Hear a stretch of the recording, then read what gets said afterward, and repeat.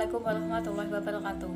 Saya Kartika Arianti dari Prodi Sosiologi kelas 4B NIM 57 Fakultas Ilmu Sosial dan Ilmu Budaya Universitas Trunojoyo Madura.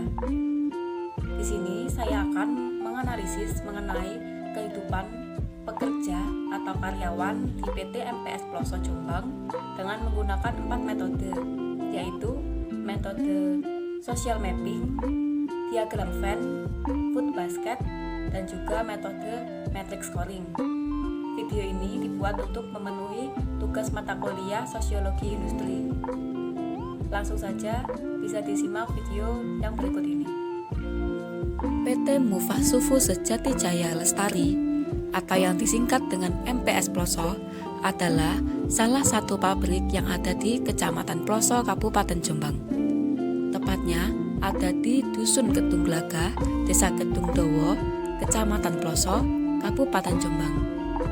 Pabrik ini adalah pabrik yang bergerak dalam bidang pengolahan tembakau, khususnya pengolahan tembakau menjadi rokok.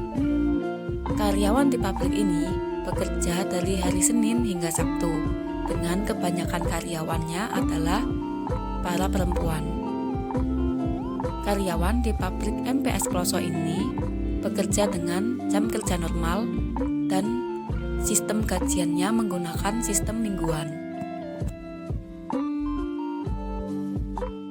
Berdasarkan hasil wawancara yang telah dilakukan sebelumnya bersama dengan salah satu pekerja di PT MPS Ploso yang bernama Ibu Sofia, dapat diketahui bahwa Ibu Sofia telah bekerja di PT MPS Ploso selama kurang lebih 10 tahun atau tepatnya pada tahun 2011.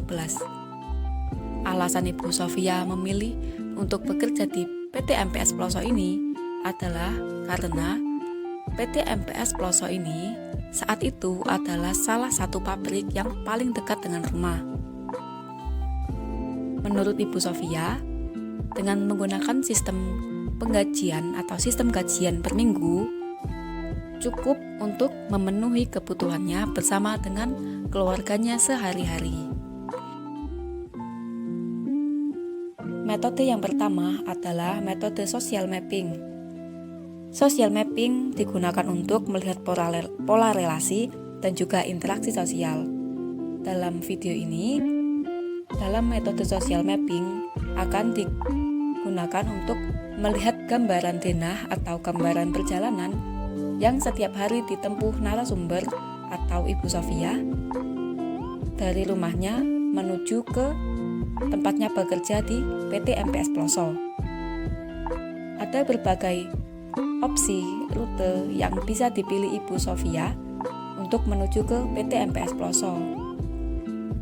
Namun Ibu Sofia memilih rute tercepat, yaitu melewati Jalan Raya Gedek Ploso, kemudian berbelok menuju ke Pasar Ploso yang berada di Jalan Raya Ploso.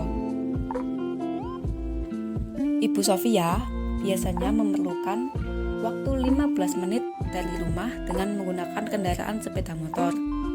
Kendala yang dialami narasumber dalam perjalanannya menuju tempat kerjanya adalah seperti kendala transportasi, yaitu ban yang bocor dan mesin sepeda motornya yang sering mati. Metode yang kedua adalah metode diagram Venn. Metode diagram Venn ini digunakan untuk melihat skala prioritas dari permasalahan narasumber.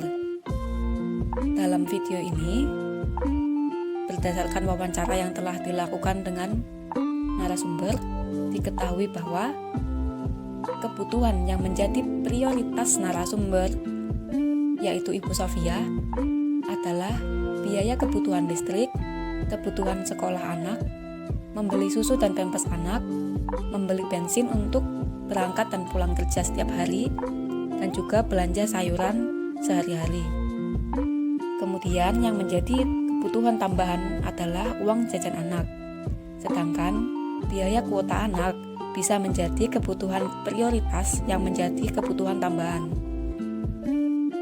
Kemudian, kebutuhan yang ingin dicapai narasumber adalah ingin membeli laptop untuk anak sekolah dan juga ingin membeli sepeda motor untuk anak sekolah. Metode yang selanjutnya adalah metode food basket. Metode food basket digunakan untuk melihat pola konsumsi rumah tangga para pekerja di PT MPS Ploso.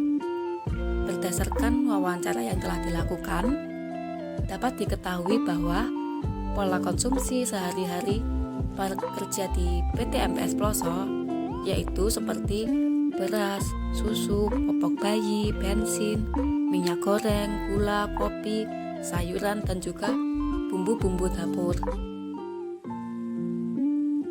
Terakhir, ada metode matrix scoring.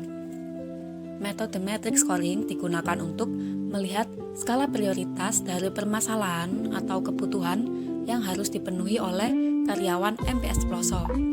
Semakin besar poin, nilai, atau skor yang diperoleh suatu kebutuhan, maka kebutuhan tersebut akan semakin diprioritaskan untuk dipenuhi. Dalam video ini, matrix scoring menggunakan poin atau nilai mulai dari 1 sampai 5, di mana poin yang paling besar adalah poin 5. Jadi, setiap atau suatu kebutuhan yang memiliki poin 5 itu adalah kebutuhan yang paling diprioritaskan untuk dipenuhi atau diselesaikan terlebih dahulu. Berdasarkan wawancara yang dilakukan dengan karyawan PT MPS Ploso,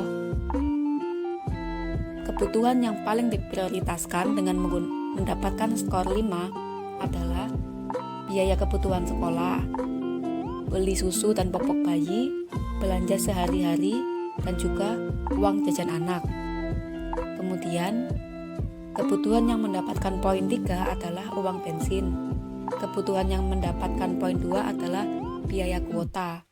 Sedangkan kebutuhan yang mendapatkan nilai 1 adalah biaya kebutuhan listrik, beli laptop untuk anak, beli sepeda motor untuk anak.